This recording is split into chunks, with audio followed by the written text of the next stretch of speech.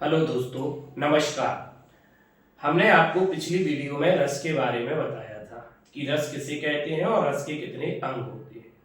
तो रस का शाब्दिक अर्थ था आनंद और रस के अंग चार थे: स्थायी भाव, विभाव, अनुभाव, संचारी या व्यभिचारी भाव। आज हम आपको बताने वाले हैं रस में स्थायी भाव। और स्थायी भाव में हमने आपको एक रस आपको बताया था, श्रृंगार रस। आज हम आपको आगे वाली रसों के बारे में बताएंगे। तो देखिएगा, रस में दूसरा रस है हास्य रस और इसका स्थायी भाव क्या है? हास यानी हंसी।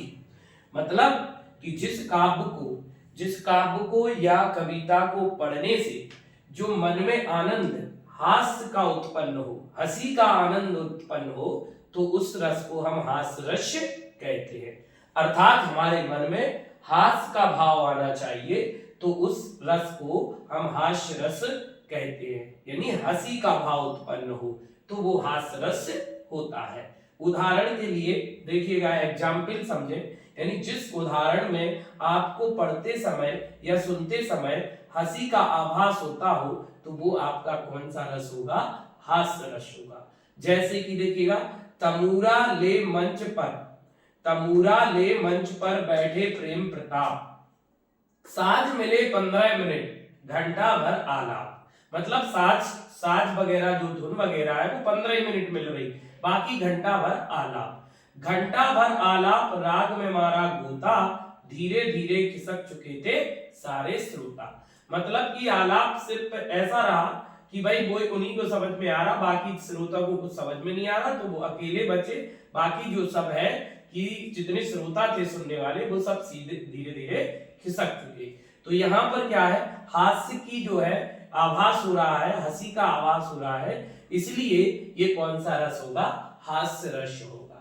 दूसरा है करुण रस। करुण का मतलब होता है शोक, यानी शोक, दुख की अनुभूति जहां पर होती है, तो उसे कौन सा रस कहते हैं? करुण रस। यानी जिस काव्य को या जिस कहानी को या जिस कविता को पढ़ने से, सुनने से मन में दुख का आभास होता हो या दुख का भाव उत्पन्न होता हो, तो वो कौन सा रस होता है? करुण रस होता है, जिसका स्थायी भाव क्या होता है? शोक। जैसे कि एक एग्जाम्पल है, उदाहरण है, शोक बिकल सब रोवई रानी। यानी रोने की बात हो रही। शोक किसके शोक में? राजा दशरथ के शोक में, ठीक है ना। शोक बिकल सब रोवई रानी, रूपु सीलु बलु तेज बखानी, करही विलाप अनेक प्रकारा, परही भूमि तल बारही बारा। तो शोक में जो है रानियां क्या कर रही हैं? रो रही हैं। तो शोक मतलब क्या है? दुख, और दुख मतलब क्या है? करुणा। तो करुणा यहाँ पर है, शोक यहाँ पर है। और जब शोक का आभास होगा आपका किसी पद में, किसी दोहे में, तो आप समझ जाइएगा कि वो कौन सा रस है? करुण रस है। देखिए, अगला रस है वीर रस, जिसका स्थायी भाव है उत्साह। मतलब जिस काव्य को पढ़ने से, सुनने से या आपका जो है देखने से मन में उत्साह का भाव उत्पन्न हो, यानी वीरता का भाव उत्पन्न हो, तो उसको हम वीर रस कहते हैं। क्योंकि वीर रस का जो स्थायी भाव है वो है उत्साह है। तो देखिएगा उदाहरण में, जैसे कि वीर तुम बड़े चलो, धीर तुम बड़े चलो, सामने पहाड़ है सिंह की दहाड़ हो, तुम कभी रुको नहीं, तुम कभी झुको नहीं। तो इस उदाहरण में आपको वीरता का जो है आभास हो रहा होगा। यानी जो आपके अंदर पढ़ने से, इसको पढ़ने से जो मन में भाव उत्पन्न हो रहा होगा, वो वीरता का यानी उत्साह का भाव उत्पन्न हो रहा होगा। देखिए इसमें वर्ड भी ऐसी है, वीर तुम बड़े चलो, धीर तुम बड़े चलो, सामने पहाड़ है सिंह की दहाड़ हो, तुम कभी रुको नहीं, तुम कभी झुको नहीं। तो उत्साह इसमें बढ़ रहा है। और जहां उत्साह या वीरता की बात हो, जिस भी उदाहरण में या जिस दोहे में या जिस काव्य में या जिस कविता में, तो आप समझिएगा कि वो वीर रस है, और जिसका स्थायी भाव क्या होता है? उत्साह होता है। अगला रस है रौद्र रस, जिसका स्थायी भाव होता है क्रोध। अर्थात जिस काव्य को पढ़ने से, सुनने से या कविता को पढ़ने से, सुनने से या दोहे को पढ़ने से, सुनने से मन में क्रोध का भाव उत्पन्न होता हो, तो तो उसे हम गुस्से का भाव, क्रोध का भाव उत्पन्न होता हो तो उसे हम रौद्र रस कहते हैं। रौद्र का स्थायी भाव ही क्रोध होता है, या एक है कि रौद्र का दूसरा नाम क्या है, क्रोध है। और क्रोध का जब आभास होता हो तो आप समझ जाइएगा कि ये रौद्र रस है। जैसे देखिए इस एग्जाम्पल में देखते हैं, उदाहरण में, श्री कृष्ण के सुन बचन अर्जुन क्षोभ से जलने लगे। क्षोभ माने क्रोध, क्षोभ माने क्या होता है, क्रोध। श्री कृष्ण के सुन वचन अर्जुन क्षोभ से जलने लगे, सब सील अपना भूल कर, यानी अपनी नम्रता शीतलता को भूल कर करतल युगल मलने लगे। संसार देखे अब हमारे शत्रु, रण में मृत पड़े, करते हुए यह घोषणा वे हो गए उठकर खड़े। तो यहां पर जो है गुस्से की बात हो रही है, क्रोध की बात हो रही है।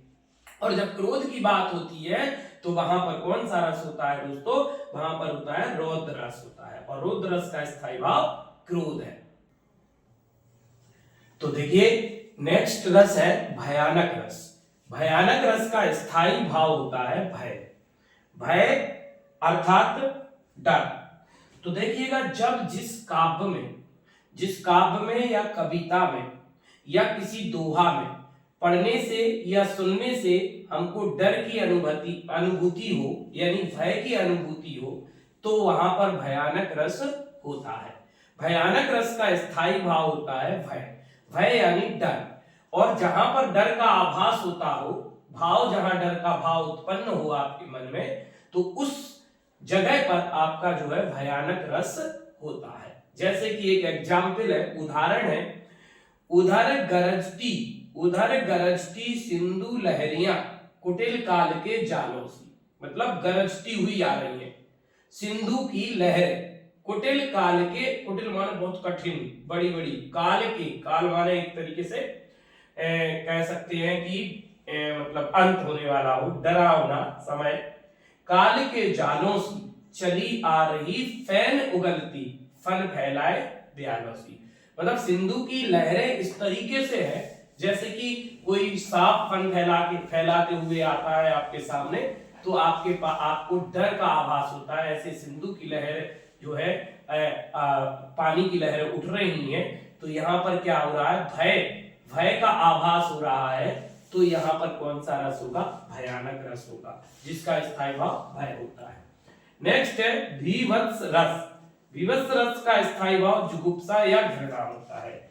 जब आपको काव्य को पढ़ने से, सुनने से, या कविता को पढ़ने सुनने से, या दोहा को पढ़ने सुनने से आपके मन में घृणा का भाव उत्पन्न होता हो, तो उसे हम भीभत्स रस कहते हैं। या जुगुप्सा, इसका एक और स्थायी भाव है, मतलब उसी का नाम, जुगुप्सा को ही घृणा भी कहते हैं। यानी घृणा या जुगुप्सा का भाव जब आपके मन में आ जाए तो समझ जाइएगा कि कौन सा रस है, भीभत्स रस है, क्योंकि इसका स्थायी भाव जुगुप्सा या घृणा होता है। जैसे उदाहरण, सिर पर बैठो काग, आंख दो खात निकारत। सिर पर कौआ बैठा हुआ है और काग माने कौआ, आंखें दो खात निकारत, आंखें दोनों निकाल के फिर खाता है। खींचत जीवई स्यार जैसी जीभ, लंबी जीभ, अतहि आनंद उर धारत।